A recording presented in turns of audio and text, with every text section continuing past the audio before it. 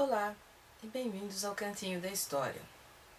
Hoje nós vamos tratar de um tema meio periférico ao que eu venho tratando ultimamente, que são questões mais políticas, questões mais de história contemporânea. Hoje nós vamos voltar aos primórdios, vamos falar sobre tempo, sobre periodização, sobre calendários e controle do tempo.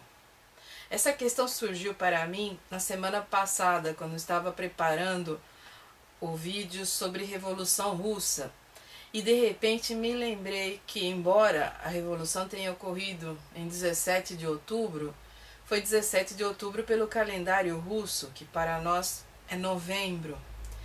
E aí eu passei a semana matutando sobre essas questões de tempo, de periodização e do controle do tempo. Vamos ver se a gente destrincha um pouco esse assunto. Como é que o primeiro ser humano percebeu que o tempo passava? Ou que a nossa percepção, os nossos sentidos sentem o tempo como algo em movimento e não estático?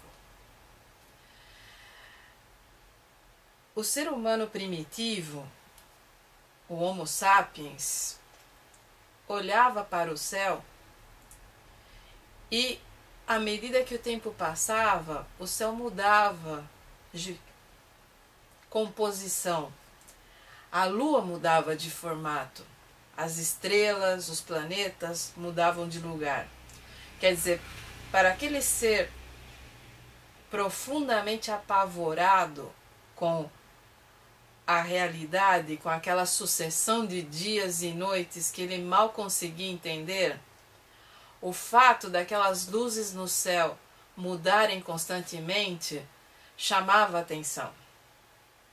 Em algum momento, algum desses homens percebeu, ou quem sabe tenha sido uma mulher, que as estrelas, os planetas, a lua mudavam, mas mudavam com uma certa regularidade, que os cenários cósmicos tinham uma sucessão lógica. Então, a lua crescia, minguava e desaparecia e tornava a voltar. As constelações que esse homem primitivo, essa mulher primitiva enxergaram no céu, mudavam de lugar conforme a passagem do tempo. Então, alguém em algum momento começou a contar o tempo baseado nas fases da lua. E começou a perceber que havia uma regularidade. Foi assim que surgiu o mês lunar. A maior parte dos calendários antigos, e quando eu digo antigos são calendários que têm de 5.000 anos para mais, são baseados em meses lunares, porque foram criados em uma época em que a agricultura era a principal atividade das civilizações e dos seres humanos. E o mês lunar é um mês mais adequado para acompanhar os ritmos da natureza. Inclusive os ritmos femininos, numa época menos estressante que a de hoje, acompanhavam regularmente os ritmos da lua. Por isso que em algumas culturas até hoje a menstruação é tratada como a lua da mulher. Então, surgiu entre os seres humanos uma maneira de contar o tempo, baseado em dias e noites e em meses lunares. Você já certamente teve aula de geografia, e se você prestou atenção, se você se empenhou na aula e não ficou só de corpo presente, você se lembra que existe toda uma... no início, quando a gente começa a estudar geografia, o que a gente vê? A gente vê a rotação, quer dizer, quem somos nós no espaço? Onde é que a Terra está? O que é a Lua? Como nós nos situamos no espaço? Esse é o primeiro passo da geografia. Quando nós enxergamos a Lua mudando de fase, nós não enxergamos propriamente a Lua, e sim a sombra que a Terra projeta na Lua. Quer dizer, quando a Lua está minguando, é porque a sombra da Terra está escurecendo a luminosidade que vem do Sol, e que pode ser percebida mesmo à noite quando a Terra encobre o Sol. E essa sombra na Lua cria essas fases. A Lua continua girando em torno de si mesma e girando em torno da Terra. Isso não muda. O planeta, o nosso satélite não some. O nosso planeta, quando roda, quando gira em torno do seu próprio eixo e em torno do Sol, não acontecem milagres, não acontecem coisas sobrenaturais. Isso é pura física e pura geografia. Desse movimento surge a noção do mês lunar e posteriormente do mês solar. Calendários que privilegiam o mês lunar, eles ficam defasados em relação ao mês e ao ano solar. Por quê? Porque o período que a Terra leva para realizar uma órbita inteira em torno do Sol é um período irregular. É por isso que o nosso calendário, a cada 4 anos, tem um ano bissexto, tem um dia a mais no mês de fevereiro, para que essa discrepância na rotação seja corrigida. Os calendários antigos, às vezes, precisavam de um mês inteiro de fator de correção após algumas décadas. Cada calendário que já foi criado pelo ser humano parte, inicialmente, de eventos míticos. Por quê? Porque na época em que surgiram todos os calendários, sem nenhuma exceção, os seres humanos davam muito mais valor às suas mitologias e às suas religiões do que ao conhecimento propriamente dito da natureza. A natureza era um acessório, a natureza era um componente naquela mitologia maior da religião. Então, normalmente nós temos calendários que partem de um evento imaginário de criação do mundo e se estendem por uma série de marcos. Nós temos calendários que têm datas litúrgicas, porque são calendários baseados numa contagem religiosa, e nós temos calendários que tentam compreender a evolução humana ao longo de milênios. Então nós temos o calendário chinês, que é um dos mais antigos, e ainda está em vigor.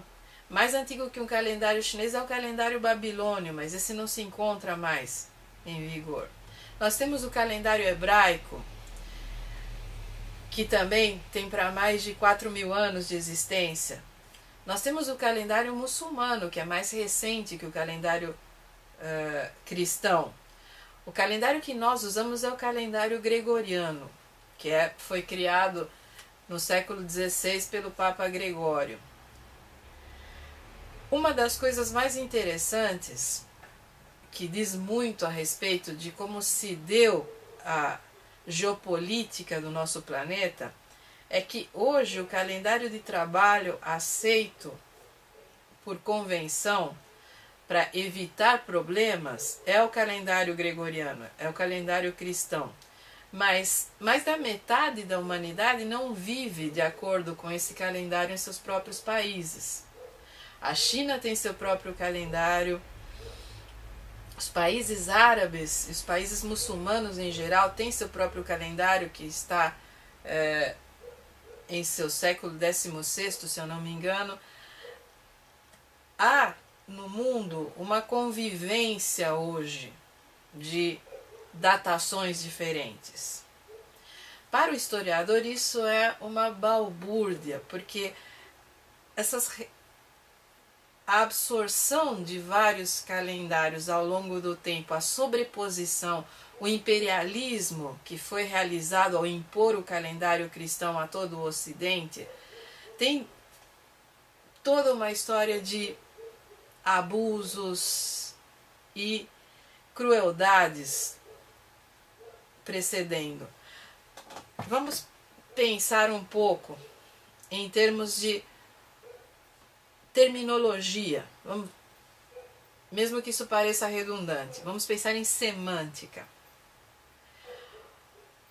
Um pagão é uma pessoa não batizada pela linguagem cristã.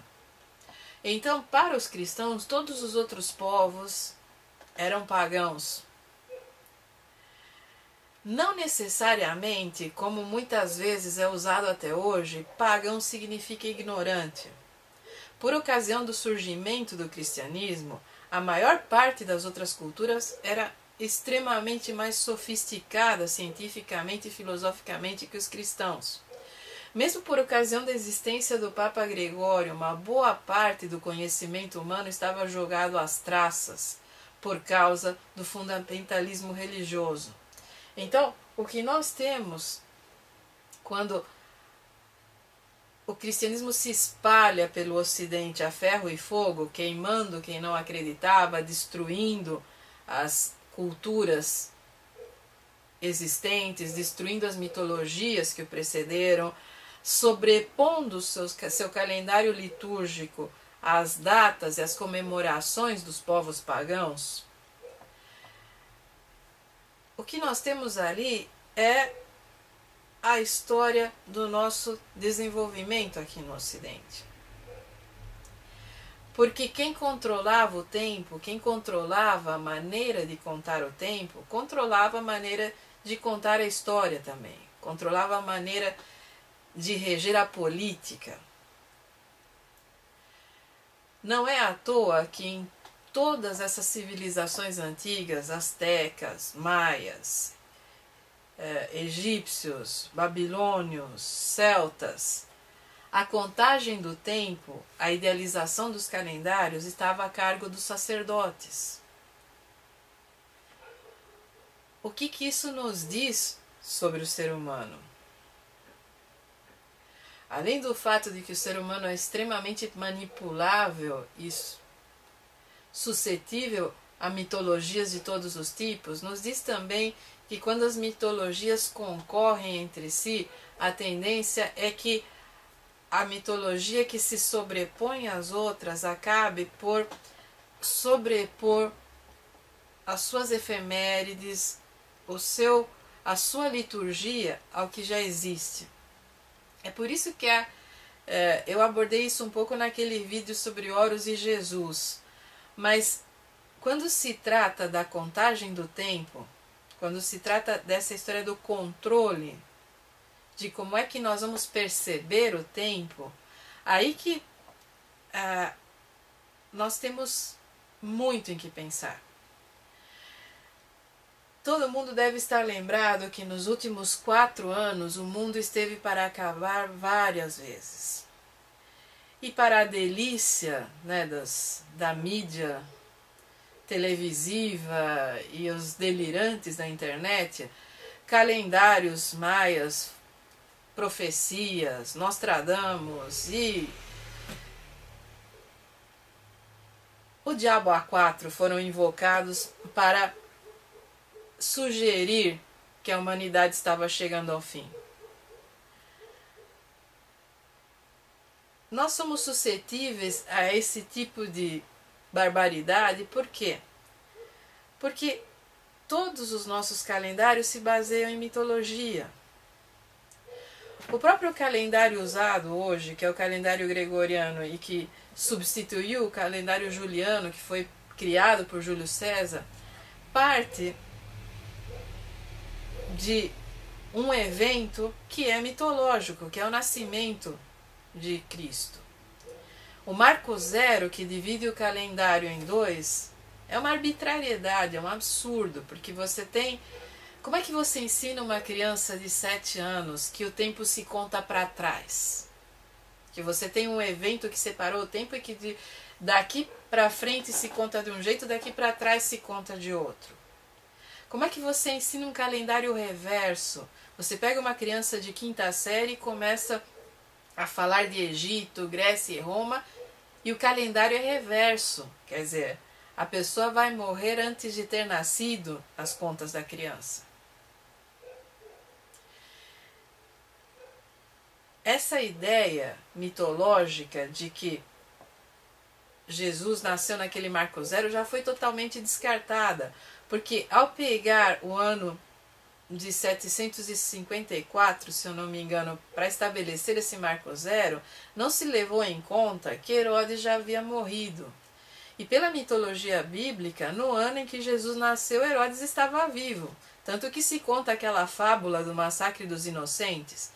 Então, hoje, os estudos canônicos e os arqueólogos do livro já admitem que no marco zero Jesus já estava vivo, se é que ele existiu, há 4 ou 8 anos. Aí as estimativas variam, porque nem sequer entre os arqueólogos cristãos existe um acordo sobre isso. Como se isso não fosse o bastante, no momento em que esse calendário foi instituído, lá em 1482, praticamente 10 dias do mês sumiram, porque para fazer a correção entre o calendário juliano e o que estava sendo observado astronomicamente naquele momento, foi preciso suprimir praticamente 10 dias. São 10 dias em que o mundo não existiu. Quando esse calendário se sobrepôs ao calendário anterior, ele alterou todas as datas que estavam. Pense um pouco, pense que você é um arqueólogo ou um historiador e você está pegando documentos do Império Romano. E a data que está nesses documentos não bate com a data que você tem que usar convencionalmente para realizar o seu trabalho científico. Você tem que passar a sua vida com tabelas de conversão olhando as datas. Vejam o que isso faz numa cabeça de um estudante. Veja a que ponto nós chegamos com essa obsessão pelo controle do tempo, com essa obsessão por atrelar o tempo e a memória ao controle religioso. Esses são alguns aspectos. Eu posso me estender por muito mais. Veja o que para nós é uma coisa simples, o que para nós é praticamente inconsciente, de olhar todo dia a data e a hora, de controlar a hora, nem sempre foi assim no mundo. Os relógios com ponteiro dos segundos, eles têm 200 anos se tanto. As horas na Idade Média eram dadas e calculadas de acordo com o ritual dos mosteiros. Então, de acordo com o ritmo das rezas dos monges, o sino tocava e estabelecia qual era o horário.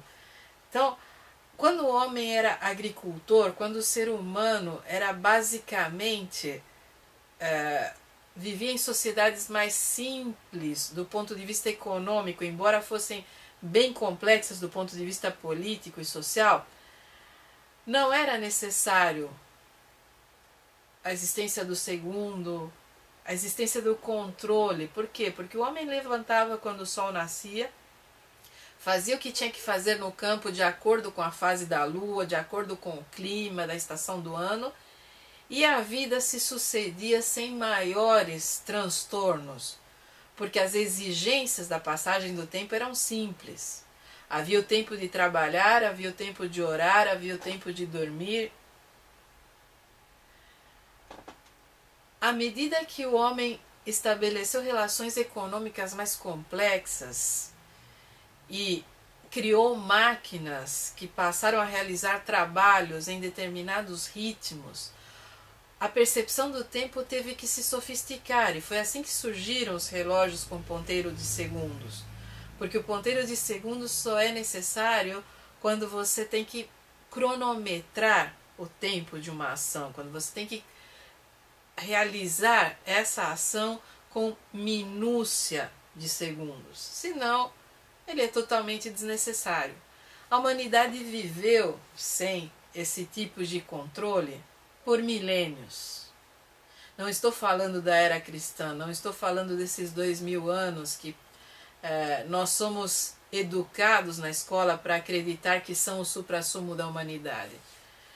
Hoje, os estudos arqueológicos mostram que do Marco Zero para trás, naquele calendário reverso, a humanidade tem praticamente 8.000 anos de civilização e cultura. E nunca foi necessário essa minúcia. O controle do tempo foi se sofisticando à medida em que foi necessário controlar as pessoas, em que foi necessário criar sociedades baseadas em controle. Isso parece uma loucura? Isso parece uma teoria de conspiração? Parece alguma coisa surgida do arquivo X? Eu diria que não. Eu diria que muito do que eu estou dizendo, para um historiador ou para alguém com formação universitária, é óbvio. Mas na escola nós não aprendemos assim. Na escola nós aprendemos o calendário em vigor como um fato, como alguma coisa que já estava aí desde o início do mundo. Dificilmente um professor tira uma aula inteira para ensinar aos alunos como é que se chegou a esse calendário e o que foi necessário. Alguns professores, sim, são extremamente heróicos, tentando destrinchar toda essa confusão política e religiosa que degenerou na nossa contagem de tempo atual. Mas a maioria, até muitas vezes por participar desse tipo de mentalidade, acredita que o calendário é simplesmente. Ele existe, ele está aí e ele é um fato. Ora, como eu já disse várias vezes aqui no cantinho, nada que seja um fato é simplesmente. Qualquer fato histórico é uma construção da nossa percepção, é uma construção daqueles que o perceberam na época em que estava acontecendo e de todos os outros que recontaram esse fato ao longo do tempo e que em algum momento emprestaram alguns dos seus significados a esse fato. Então, nós estamos no século XXI. Embora não pareça quando se liga à televisão e se vê todo esse fundamentalismo religioso a solta pelo mundo. Mas nós estamos no século XXI da era cristã. Em outros calendários, já se está no século 50. Nós não somos definidos pelo tempo. Nós é que definimos o tempo. Foi o ser humano que começou a contar o tempo a partir da observação da Lua, das constelações, e foi Hipácia quem percebeu que as órbitas eram elípticas. Foram os antigos gregos, os antigos egípcios e todas aquelas civilizações muito mais adiantadas que os cristãos que perceberam que o mundo era muito mais complexo do que as mitologias expressavam. De lá para cá, nós temos superado enormes barreiras à procura de conhecimento. Nós temos observado não apenas o céu, mas o mar, a terra, nós temos escavado, procurado vestígios. Nós somos a única espécie movida pela curiosidade, movida pela ideia de que temos que dominar o conhecimento do nosso entorno para sobreviver. Mas a ideia de domínio não é uma ideia simples. Em algum momento na história do homem, dominar, que significava conhecer a fundo, passou a ser dominar, que significa mandar, que significa manipular, que significa controlar. E é por isso que hoje eu estou trabalhando esse tema. Porque o controle do tempo na sociedade moderna está beirando a loucura. Não se trata apenas de controlar o tempo histórico, a memória. O relógio nos controla. A cada ato da nossa vida, nós estamos voltados a essa contagem de tempo. Nós programamos, nós temos agendas.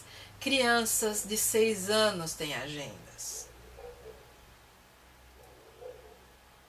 E mesmo assim, gente delirante diz que por causa de uma profecia, ou por causa de um livro bíblico, ou de um calendário de uma civilização que não existe mais, o mundo pode acabar a qualquer momento mergulhado em catástrofes astronômicas e cósmicas. Precisamos estudar mais, precisamos nos conhecer melhor, precisamos ter acesso a todo esse conhecimento acumulado pela humanidade e desenvolvido, esse conhecimento que está preso nas academias e que não chega ao homem comum. Precisamos democratizar o acesso ao conhecimento, precisamos que cada pessoa desse planeta tenha a liberdade e tenha a capacidade de entender quem somos, onde estamos e como nos colocamos em relação ao universo. Porque senão o mundo vai acabar mesmo, e não vai acabar em catástrofes cósmicas, não vai acabar por causa do aquecimento solar. Vai acabar por causa da raiva, do ódio e da ignorância gerados pelos fundamentalismos que aí estão. Eu recomendo, então, para esse pessoal que me segue e que fica com curiosidade em relação aos temas da semana, que pesquisem sobre calendários. A internet é uma coisa sensacional, porque você pode partir de uma palavra-chave simples e o mundo inteiro se descortina. Você começa a navegar de uma página a outra, você começa a perceber as ligações, seu cérebro faz as sinapses necessárias. Começando pelos calendários, dá para questionar até a semana inglesa de trabalho, a folga no domingo.